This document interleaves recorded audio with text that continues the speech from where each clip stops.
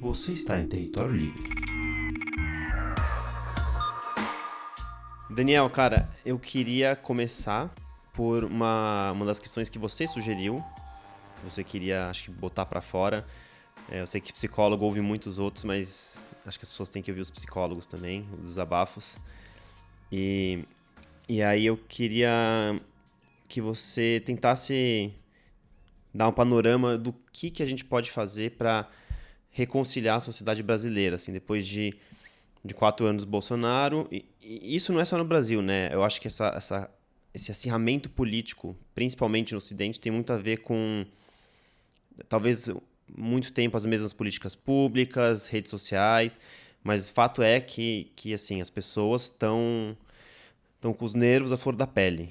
E eu queria saber como é que você enxerga isso, que a gente pode fazer como sociedade, como é que a psicologia social talvez explique isso. Começar então com uma má notícia, né? Eu não acredito que vai ter uma reconciliação, né, tão cedo. Acho que estamos num momento de tensão e ele pode ficar mais ou menos controlado, pode ficar mais ou menos democrático, mais ou menos sangrento, mas eu não acredito que tenha uma reconciliação a curto ou médio prazo. Pelas pesquisas que eu vejo, pelo que a gente vê também né, no resultado das eleições, tudo indica que a gente tenha um terço da população, de esquerda, em amplos matizes, um terço de extrema direita e um terço que está ali flutuando, uma direita com um discurso mais liberal, né, pessoas mais isentas, ou mais alienadas, ou que não se liga muito, mas tem um discurso meritocrático. Então, eu acho que é possível uma conciliação entre as pessoas de esquerda e esse outro terço das pessoas com um discurso liberal, mas com as pessoas de extrema direita, eu penso que seja muito difícil ter uma conciliação a, a médio prazo, até porque a gente pode entrar nisso depois. Tem três dimensões aqui que a gente precisa distinguir, né? Uma é o Bolsonaro, está ou não no poder. Outra é o bolsonarismo, que sobreviveu ao Bolsonaro.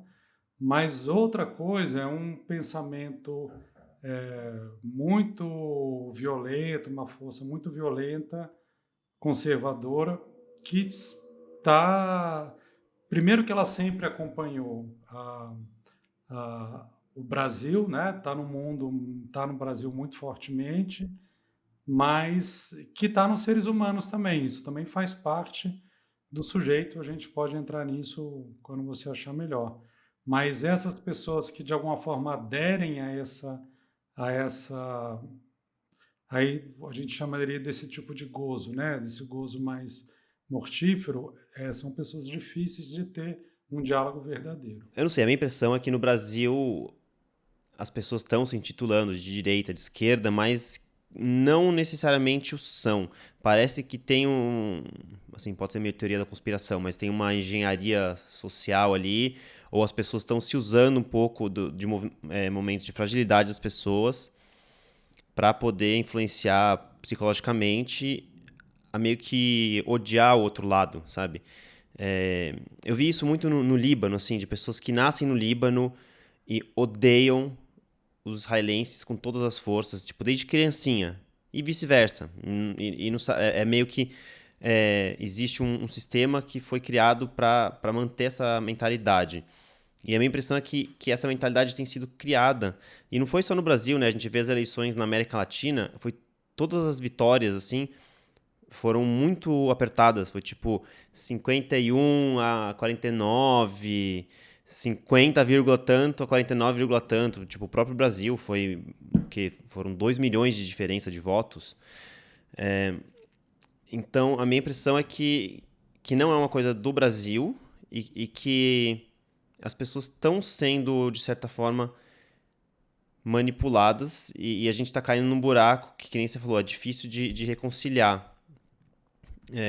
Se você tivesse o poder para, não sei, talvez fazer política pública para melhorar isso, o que que você faria?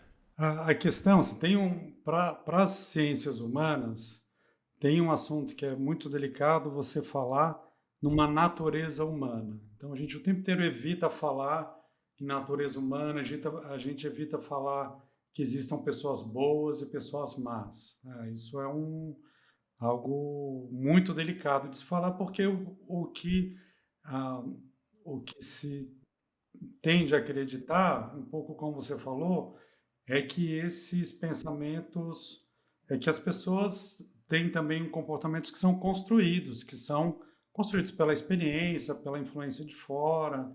Isso sempre aconteceu. Agora, quando a gente fala também que a pessoa votou, sei lá, votou na direita porque ela não aguentava mais a corrupção do PT, né? Seja verdadeiro ou falso, acreditava que existia uma corrupção e que essa pessoa então votava, né, de boa intenção no outro. Essa ideia também pressupõe uma certa natureza humana, que é uma natureza de que as pessoas estão querendo o bem da sociedade. Então, isso também é um pressuposto. É um pouco assustador quando a gente se permite abrir mão desse pressuposto, né, na sua radicalidade, de que não dá para você confiar, nem que não dá para você apostar, nem que as pessoas estão ali querendo o bem, nem que elas estão querendo o mal. Tudo bem. Agora, o que o Freud já dizia, não só o Freud, mas outras pessoas já diziam, é que existem tendências, que ele chamou de pulsões, né? E uma parte importante dessas pulsões ah, seria levar para algo, para um tipo de retorno, para para um tipo de destruição, para algo mais agressivo, para uma fragmentação. Aí, enfim, é algo bem complexo, que depende do uso que ele faz disso em cada momento, mas que teriam sim as pessoas tendências conservadoras, mas que isso é interessante do humano, que embora a gente seja constituído por tendências conservadoras, que a gente consiga se abrir para o novo, para o diferente, para experimentar coisas novas, né? A arte é prova disso. Então, isso é algo bastante característico do ser humano, que tem esse paradoxo, né? De você poder ter as tendências conservadoras, destrutivas, mas ainda assim você poder superar e se abrir para um outro tipo de experiência. Eu tenho formação de biólogo, então eu também vejo isso por uma lente da biologia. A gente somos animais e tirando nós, praticamente todos os animais eles têm uma tendência conservadora de que mudança no ambiente, Uhum. obrigar uma mudança de comportamento sempre gera estresse e o animal reluta, né? É meio que estressante para o animal. Então eu vejo isso um pouco na gente, nas pessoas. Ah, se tá. Pode estar uma merda, mas está funcionando, a impressão é de que, tá bom assim, não vou mexer porque pode piorar. Uhum. Talvez inconscientemente isso seja a explicação, não sei. Mas eu entendo que a tendência, eu sei que você não gosta do termo, mas a tendência natural é a gente ser conservador, mas a nossa racionalidade também traz o progressismo, porque a gente entende que a gente pode mudar o meio também muda a gente, então acho que a parte de consciência e de racionalizar as coisas traz um pouco essa coisa do progressismo, justamente para poder ver se aquilo que a gente acha que a gente deve conservar porque é bom, para ver se é bom mesmo, né? Inclusive, o Freud ele se baseia na biologia para poder falar isso. Ele diz aí de alguns organismos que, de repente, procuram, né, esse estado de conservação, ou mesmo a morte, né? Então, enfim, ele fala isso no Além do Princípio do Prazer. Agora, é mais do que uma coisa só da racionalidade, né? Inclusive, a racionalidade, ela defende, né? Defenderia isso, né? Do que você falou, né? Bom, melhor não mudar, porque se mudar pode piorar. Mas tem algo do humano, do sujeito, que é surpreendente, que é como a gente pode, tendo, né? Às vezes você pode estar na sua casa, num sábado à noite, você está ali tudo certinho para você. Você pode ficar, pode assistir um filme, tomar um negócio, mas você se dispõe a sair, a enfrentar o mundo para sabe lá o que vai acontecer com você. Pode acontecer coisas ruins, coisas boas, pode conhecer alguém, pode ser assaltado, tanta coisa pode acontecer com você e a gente se abre por isso. Então, talvez essa seja uma milionésima definição dos seres humanos como aqueles que, embora eles possam ter alguma situação de garantia, são seres que podem abrir mão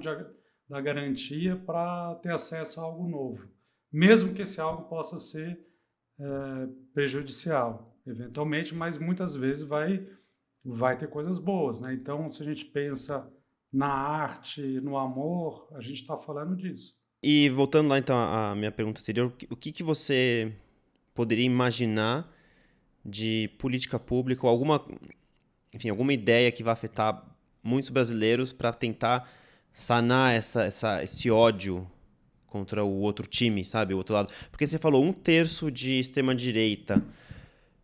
E assim, a extrema-direita, até onde eu sei, é uma coisa que é irreconciliável com qualquer coisa que não seja extrema-direita. E para mim é muito difícil acreditar que 1/3 dos brasileiros sejam de fato de extrema-direita. Então, para mim, assim, eles estão talvez se achando de extrema-direita e com as emoções muito à flor da pele, mas não sei, eu sou otimista, eu gosto de acreditar que tem uma solução a curto prazo. Tô tentando puxar essa solução, cara. Me dá uma luz. Bom, inclusive eu aproveito aqui para fazer propaganda. Eu estou pegando esse dado de uma entrevista do Marcos Nobre aqui também para o seu canal, que foi muito boa, e ele falou, né, disso, de 30% se identificarem com esse partido bolsonarista, né, com Bolsonaro, né, se identificarem nisso. Então, tem uma ideia que é comum, que é de apostar que as pessoas, no fundo, são boas, né? E que elas podem abraçar o bem, né? Podem, né, vir para o nosso lado, né? E eu penso que tem um tanto de narcisismo disso, porque a gente não quer pensar que no nosso mundo tem esse tipo de coisa, e aí uma tendência a querer salvar as pessoas, né? Inconscientemente salvar, não, elas não são tão ruins assim. Agora, quando a gente pensa, né, o que fazer, na verdade, não tem tanta coisa assim que você precisa tirar da cartola, né? Porque boas ideias, boas soluções que possam tornar o mundo mais justo e diminuir a violência, é, que possa, que possa, é, que pudesse deixar, né, uma boa parte da população mais feliz e mais integrada, elas estão Cara, eu ali. vou pegar uma tangente da tangente aqui. É, Se o Freud estivesse vivo hoje, o que é que ele ia achar das redes sociais? O que que você acha que ele ia falar das redes sociais? Você acha que ele ia ter um canal no Instagram? Olha, o Freud era um cara bem à frente do seu tempo, né? E é, ele pensava muito na frente, ele podia, né, tanto prever coisas como sintetizar informações que já tinham ah, há muito tempo, né? E então, assim, quando a gente fala das redes sociais, eu acho que a gente precisa diferenciar o que são elementos novos e o que são elementos antigos, elementos que já estavam aí há bastante tempo. Tem um texto que é bem interessante, bem emblemático, chama Sociedade do Espetáculo, do Guy Debord. Esse livro foi publicado, salvo engano, em 67. E ele já falava da criação de uma segunda realidade, uma realidade das imagens, e que as pessoas então estavam se reportando. Então você teria uma primeira realidade, né, do mundo concreto, onde as pessoas vivem e tal. Você teria uma segunda realidade, a realidade das imagens, e, e aí que as pessoas já se reportavam, né, e tomavam essa segunda realidade como a verdadeira. Então, esse fenômeno da rede social, ele tem esse lado dessa segunda realidade que ele não é tão novo. Tem um lado do narcisismo, das pessoas quererem se mostrar e aparentar para o outro, que ele também não é novo, né? Isso é realmente antigo, claro, obviamente ele é potencializado pelas redes sociais. O que talvez seja novo seja esse tipo de vínculo que se tem, né, com a rede social, mas também com o aparelho, com o smartphone, né, com o celular e tal, onde a pessoa consegue, ela não se sente completa se ela não estiver com ele, mas quando ela está com ele, muitas vezes ela se sente completa. Então, é uma tendência da maioria das pessoas você, né, acordar, né, saber onde está o seu celular, você pegar, você olhar. Então, essa promessa de completude, ela imagino que podia chamar a atenção do Freud, porque ele tem como um dos conceitos centrais a castração. Então ela é como se ela prometesse você não ter que se haver com angústia de castração. Então, quando eu penso no sujeito na atualidade, tem dois elementos que eu colocaria como centrais e novos, né? O que teria de novo do eu na atualidade? Uma seria essa dependência desse apêndice que acaba virando é, uma promessa de completude, e com ele eu consigo encontrar, né, algo que o Freud já falava, né? Não é que o psiquismo, ele no fundo quer encontrar algo novo, ele quer uma correspondência entre a percepção e uma ideia que ele já tenha na cabeça. Então, Freud ele já falava dessas tendências conservadoras, retrógradas, mas ele também abria para, bom, mas como é que a gente então vai para uma coisa nova? Então, eu diria que a gente tem esses dois elementos que caracterizam o eu contemporâneo, que é essa dependência da internet, mas do aparelho em si, né, de ter que ter o aparelho na mão. A gente vê isso muito claramente, como a imagem aparece aí como algo condutor da subjetividade, das fotos, dos vídeos, do que eu vou ver. E um outro elemento que você não perguntou, mas que eu coloco aí também, que é como os psicofármacos também entram nesse auxílio da completude, né? De você poder estancar a angústia de castração. Então, quando a gente pensa no que era um pensamento, sei lá, do Matrix, ou do aquele artista Stellar que falava do pós-humano, né? A gente já está vivendo isso porque com um celular e psicofármacos você consegue combater a angústia de castração de um jeito que ele não é completamente eficaz, porque felizmente a angústia insiste, mas ele engana também bastante. Quando você diz psicofármaco, você está falando de ansiolíticos, antidepressivos? Seria, a rigor, todas as substâncias que podem modelar o funcionamento psíquico para que ele seja mais conveniente, né? Então, na verdade, seria um termo até mais abrangente, né? Os psicoativos, essas substâncias. Aí, claro, a gente pode extrapolar isso para as outras drogas também. Mas o fato é que você tem uma química que consegue fazer você funcionar de acordo com o que você acha que esperam de você. E aí você vai ter um remédio para acordar, um remédio para trabalhar, um remédio para transar, um remédio para dormir. né? Sempre, né, um remédio para estudar, né? Tem as pessoas usando aí também remédios para poder estudar. Então, isso é um outro ponto, né? Que é como se então você tivesse essa promessa de completude. Então a gente fica numa situação curiosa, que a gente é resultado de uma evolução aí, pegando aí no seu gancho aí da biologia, né? De milhões de anos, onde os seres dormiam, acordavam, né? Iam procurar comida, transavam, dormiam, faziam tudo isso, e de repente as pessoas não fazem mais isso, não conseguem mais fazer isso e acham que o problema é delas, né? Não pensa assim, poxa, mas tem algo errado no sistema que faz com que eu não consiga desempenhar essas coisas. Então, voltando àquela sua pergunta, se a gente quisesse, como sociedade, realmente encaminhar esses problemas que fazem com que umas pessoas se odeiem, né? O que que é a regra, né? O princípio fundamental para a dominação, né? É a divisão, é dividir para controlar. Isso é desde dos antigos, ali dos babilônios já faziam isso, né? Dos romanos, né?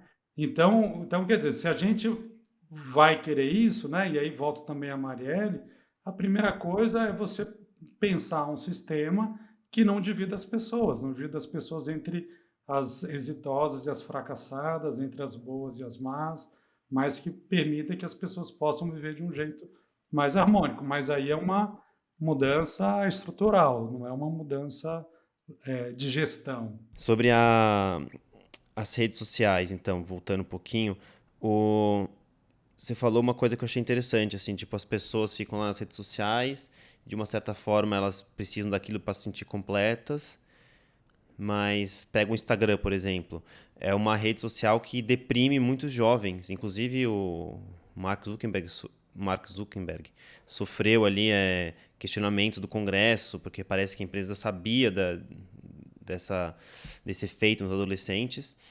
E aí, assim, as pessoas pegam uma coisa para se sentir completa, mas depois de um tempo elas começam a se sentir deprimidas e aí elas vão para os psicofármacos para tentar equilibrar isso. E aí a minha impressão é que tá todo mundo depressivo e ansioso. E eu, em 2021, eu tive uma crise de ansiedade e depressão, tive que começar a tomar remédio e eu lembro de como eu era agressivo, assim, com todo mundo, com a minha filha, com a minha mulher. É, era muito fácil eu ser impulsivo e explodir por umas besteiras. E aí quando você coloca isso numa escala de milhões de pessoas, eu vi a OMS falando que a depressão vai ser uma das principais doenças do século XXI. Então, eu não sei se você concorda ou não, mas como é que você enxerga a relação de redes sociais, tecnologia e manter esses nossos avatares do mundo digital e a depressão? Tá. Então, aí aqui tem um campo também que é complexo, eu dividiria em duas partes, né? Uma, numa parte mais, pegar uma parte aqui mais social e uma parte mais subjetiva, né? Embora, claro que isso é uma abstração, né? Porque é claro que as coisas se relacionam, né? Agora, do ponto de vista social e econômico, é muito engraçado, porque quando a gente vai para uma discussão sobre ideologia, né, a gente fala assim, bom, mas o socialismo não deu certo, nunca deu certo. E tudo bem, né, teve muitos problemas, mas quando a pessoa fala isso, ela está supondo que o capitalismo então deu certo, ou deu mais certo. E aí vem esse dado que você está trazendo, e os dados que a gente vê muito facilmente. Né? Como não é só que as pessoas negras, pobres, mulheres trans estão sofrendo, mas inclusive no meio que supostamente estão os vencedores, também a angústia também está intolerável, a relação com o trabalho geralmente é muito perniciosa, as pessoas também abusam de substâncias, se deprimem, cometem suicídio. Então, se é um sistema que mesmo para meia dúzia que supostamente venceu, a coisa não está legal, a gente fala que esse sistema é o sistema que deu certo, né? Eu não sei como as pessoas. Então, aí volta no que você falou do, do, da rede social, né? Da função da internet, que é você, então, cria essa segunda realidade e você começa a ter como referência imaginária aquela segunda realidade. Então, eu posso chegar para né, para uma pessoa, pode estar.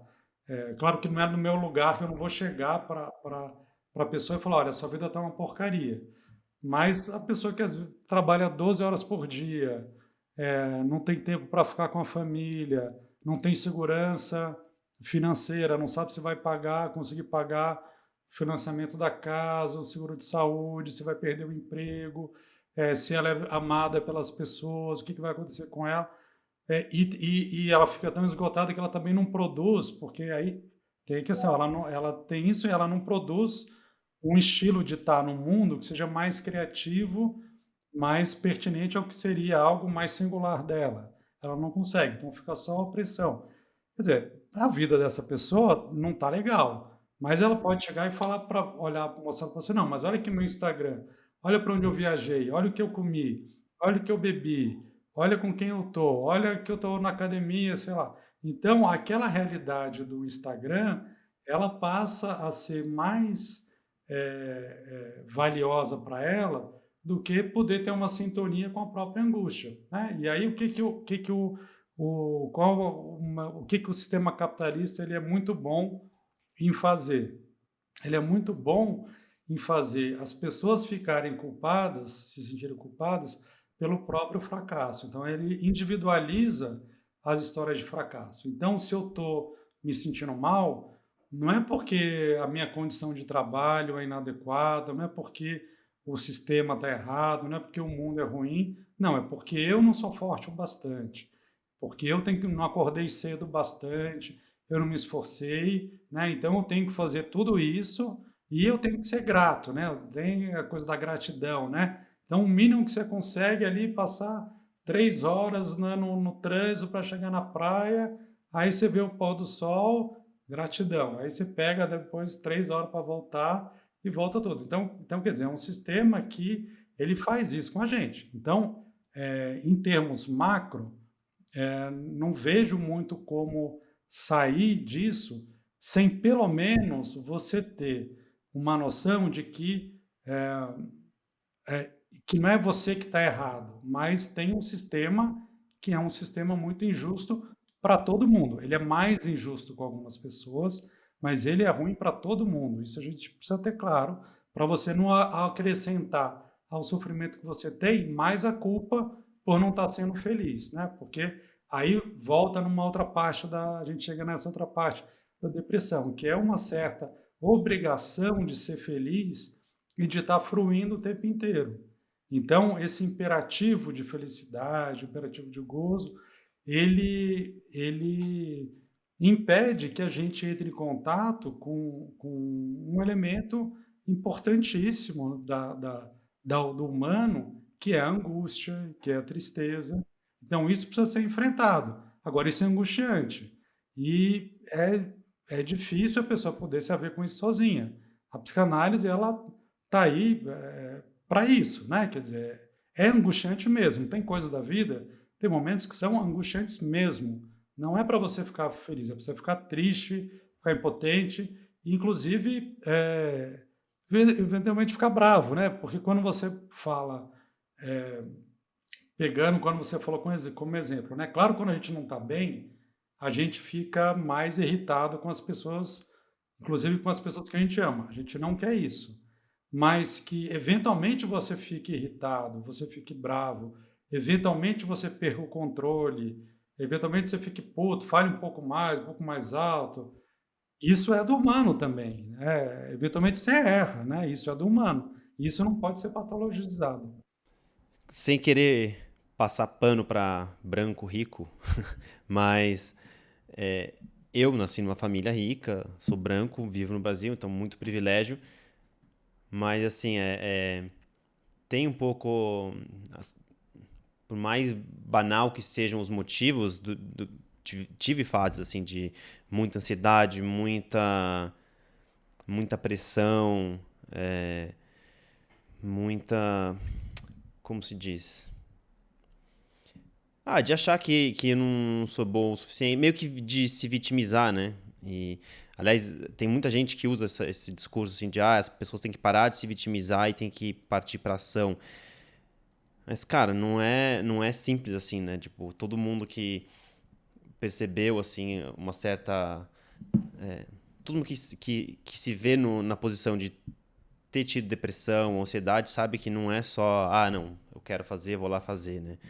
Realmente é um mal da sociedade contemporânea.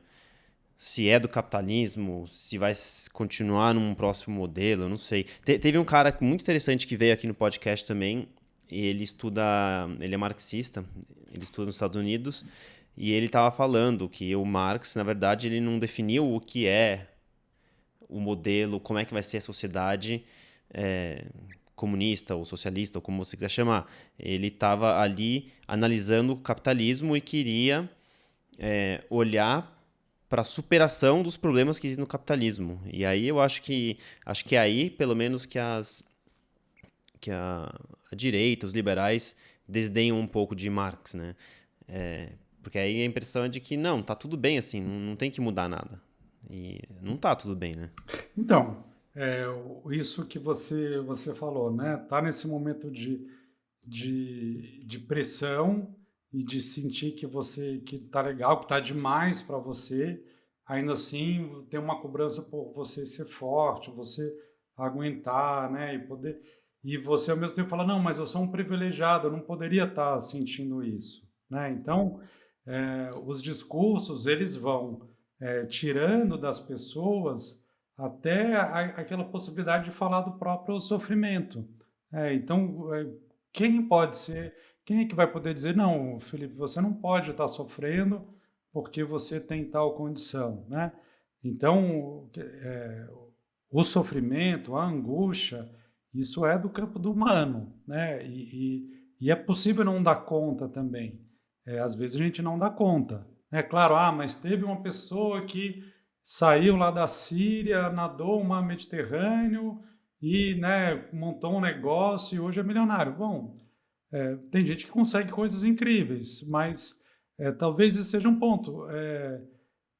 A maioria de nós não somos pessoas incríveis, né? Nós podemos ser pessoas legais, mais legais, menos legais. Nós não somos pessoas maravilhosas, né? Então, quando a gente é, tem essa ideia de que você vai postar uma coisa no Instagram e milhares de pessoas iriam curtir você, mas veja, não é uma questão de você ser humilde, não é uma questão, não tem nada a ver com humildade. Eu acho terrível essa coisa da humildade, mas tem algo que a gente trabalha em psicanálise, né, que é a questão da queda narcísica, né? Não, você não é maravilhoso, você não tem por que milhares de pessoas te adorarem, né? E não tem por que você acreditar nisso. Você é mais uma pessoa. Sendo mais uma pessoa, você pode ser uma pessoa muito bacana, você pode ter uma vida legal, pode ser feliz e pode estar, e é tudo bem com isso, né? Agora, essa ideia de que você vai ser maravilhoso, até é um gancho, né? Quando se fala de cancelamento, por exemplo, claro, é um tema vasto, é complexo, eu vou pegar uma parte disso. Mas eu acho muito curioso quando a pessoa ela tinha lá milhões de seguidores, né, dizendo que ela era uma pessoa fantástica, e aí de repente acontece alguma coisa, alguma besteira, ela, sei lá, ou sai com a moda errada, né, com a roupa errada, de repente ela é cancelada, ela é terrível.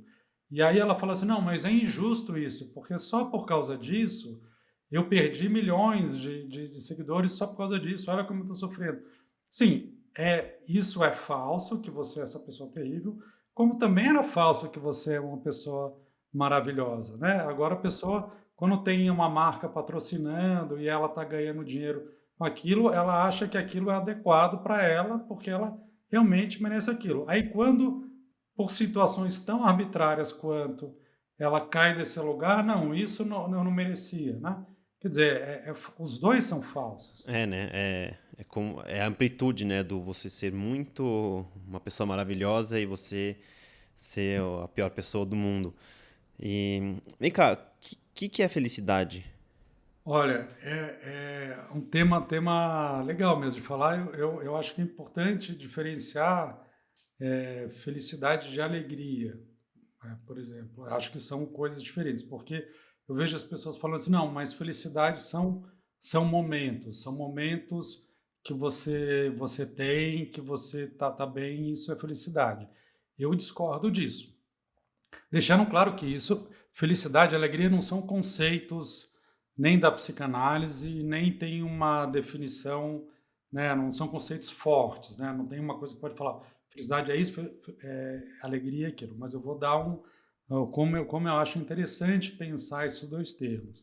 Então eu pensaria é, alegria como uma sensação de júbilo, de exultação, porque você está num momento onde tem algo, tem um excesso e você vive aquele excesso de forma prazerosa. Então, eu chamaria aquilo de alegria. E eu chamaria de felicidade você tem um sentimento de que a sua vida faz sentido, de que você, ainda que não esteja, obviamente, com tudo que você quer, né, porque isso não é possível, mas de que você está conseguindo buscar um estilo singular para existir. E você se reconhece naquele estilo. E que, portanto, a vida que você está, ela faz sentido. Ou você aposta que está confiante que ela logo vai fazer sentido. E por isso você acha importante viver aquela vida, gosta de viver. E isso não exclui que nessa vida feliz você vai ter momentos de tristeza, momentos de angústia, momentos de raiva.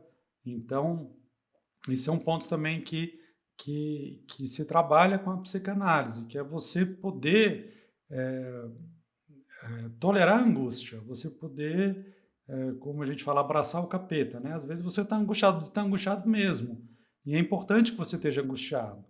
Agora, eu falando assim, o problema de eu falar assim é que parece uma coisa meio de coach, né? Que você fala, não, seja desse jeito e abrace a angústia, abraça a alegria e tal, e aí você vai conseguir ser feliz. E não é isso. Então, esse caminho para conseguir isso, não estou dizendo que exista só um caminho. Tem gente que vai, sei lá, fazer yoga, vai, sei lá, com as artes.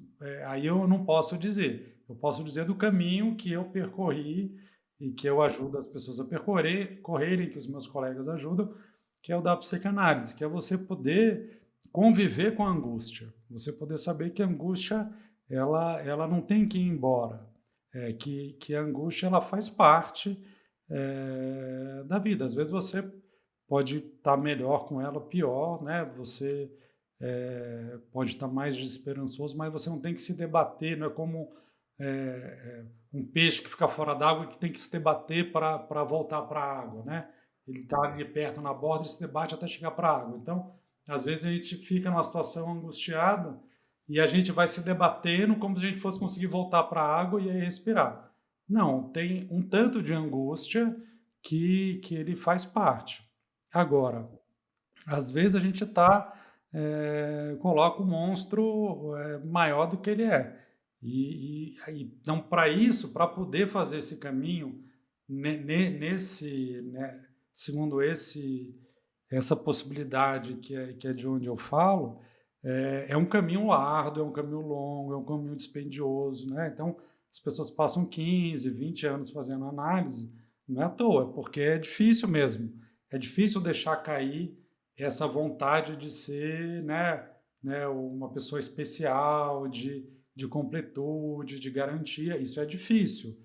É possível, mas é difícil, custa dinheiro, custa tempo, esforço, mas é possível. Eu brinco com a minha mulher que a gente já está fazendo o fundo para a terapia da nossa filha. É importante. Você falando assim, a minha impressão é de que então a gente conseguiria resumir a felicidade como achar um sentido para a vida. E aí, quando você falou isso, vieram duas coisas na minha cabeça. Uma é ligada às religiões. Tem várias religiões que, que têm um discurso semelhante, assim, de aceitação da vida como ela é, difícil, os momentos alegres, os momentos difíceis. E, e aí a gente tem visto assim, um aumento ou diminuição de religiosidade e um aumento assim, de agnósticos e ateus. Aí eu não sei se isso pode ser um dos motivos de muitas pessoas estarem perdendo assim o sentido da vida e aí ficam buscando em outros lugares e é difícil achar, porque hoje em dia assim, a gente não precisa mais caçar, a gente não precisa... Tipo, acho que aquelas coisas que tornam os animais muito vivos, a gente já não tem muito, porque é uma sociedade de uma certa forma, assim, claro, tô falando do meu ponto de vista aqui, e tem gente que por mais que batalhe, já, já tem uma certa segurança, assim. Então, aí pode acabar perdendo o sentido da vida e fica buscando, talvez, em bens materiais, em ser uma pessoa especial, e aí em atenção, né? Então, aí, como eu organizo essa discussão, é assim, quando a gente fala de um sentido da vida, a coisa mais importante é que isso é um caminho singular, né? É um caminho individual, isso. Então, se tem duas pessoas que estão concordando sobre o sentido da vida, tem um problema, né? Porque o sentido teria a ver com, a gente vai falar da psicanálise em desejo, né? Em você poder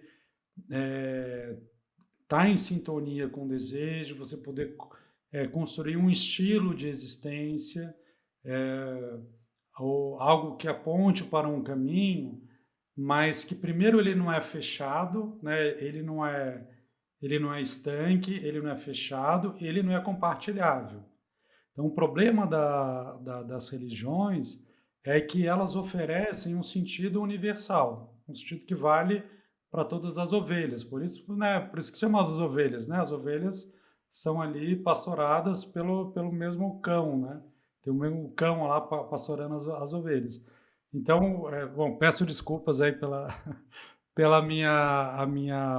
se alguém se sentiu atacado, mas enfim, cada um com a sua posição, né? Então, a minha posição é que, primeiro, quando eu falo desse sentido, eu estou falando da possibilidade de que, para voltar, né? Não é que seja um problema você frequentar uma religião A, B ou C, né? Mas que você vai tomar a palavra daquele outro como a palavra que vai dar o sentido para a sua vida, isso a gente chama em psicanálise de alienação. Alienação, quer dizer, eu estou delegando a um outro a possibilidade de dar os termos que vão adquirir valor para mim. Então, a alienação, ela faz parte da existência quando a gente pensa num momento para você se constituir como sujeito, você precisa se alienar num certo sentido, que é você tomar a palavra do outro, né, a palavra da sociedade, da cultura, os valores, como valores seus também. Você naturaliza aquilo. Então, dinheiro, liberdade, paz, bondade, pode ser agressividade, força, beleza, qualquer coisa, né? Habilidade no futebol, tem várias palavras que servem como valores que o outro dá. Bom, se eu tiver tais coisas, aí eu vou estar bem, porque eu estou fazendo aquelas coisas que o outro quer de mim, eu vou estar agradando o outro, eu vou estar bem, está todo mundo feliz. Então, esse momento de alienação faz parte do caminho do sujeito. Agora, chega um tempo que você precisa desconstruir isso, você precisa se afastar, deixar cair isso, esses valores que o outro coloca. Então, eu não quero aqui generalizar o que é uma depressão, uma coisa assim, mas em muitos casos, quando esse tipo esses valores vão caindo, a pessoa pode se desesperar, né? Então, isso é uma oportunidade para ela, então, poder pensar o que é melhor para ela, né? O que ela vai construir, então, no lugar disso. Ela vai poder colocar, agora é um caminho difícil. Então, é comum, por exemplo, a pessoa tá, né, tem um bom emprego, tem uma família que gosta, tá lá com a mulher e tal. Então, ela tá tudo bonitinho, ela cumpriu toda a propaganda da Doriana, ela cumpriu. Ainda assim, ela não está feliz, ela não dorme à noite, ela não consegue fazer as coisas. Bom, então, como é que a gente entende isso? Esses valores aos quais ela colou eram muito bons para satisfazer uma imagem que ela, algo que, uma expectativa que ela tinha do outro, né, que o outro tomava como valores, e aí ela toma aquilo como se fossem valores para ela mesma. Ela faz de tudo para conseguir, e quando ela consegue, ela vê que ela não está bem mesmo assim. Uma oportunidade para então poder começar a percorrer um caminho para abrir mão disso, né, deixar cair isso e procurar o que seria então um estilo próprio que te daria felicidade. Ou então se desesperar ainda mais, né? Falar, meu Deus, eu segui a fórmula e não tô feliz. Mas o desespero faz parte. Quem nunca se desesperou, é, aguarde que uma hora, se tudo der certo, vai chegar. Se alguém falar que nunca se desesperou na vida, essa pessoa tem um problema sério, né? É para se desesperar mesmo. A vida tem isso do desespero, da angústia, de você eventualmente achar que a vida não vale a pena. Isso faz parte. É, por isso que a gente não é robô, né? Se não tivesse isso, aí pronto, aí era o The Wall, né? Era só Another Break in the Wall, né? Era só mais, a gente era só os tijolinhos mesmo. Ah, referência de Pink Floyd aí, gostei. É que, na verdade, quando eu pensei em religião, também teve essa coisa, assim, das lideranças, não ditarem, mas meio que guiarem o caminho para a felicidade, mas eu pensei, a primeira coisa que eu pensei, na verdade, foi dar um sentido para a vida por, por causa de um discurso pós-morte. Porque, assim, se você racionalizar a vida e ficar tipo, meu Deus, sabe?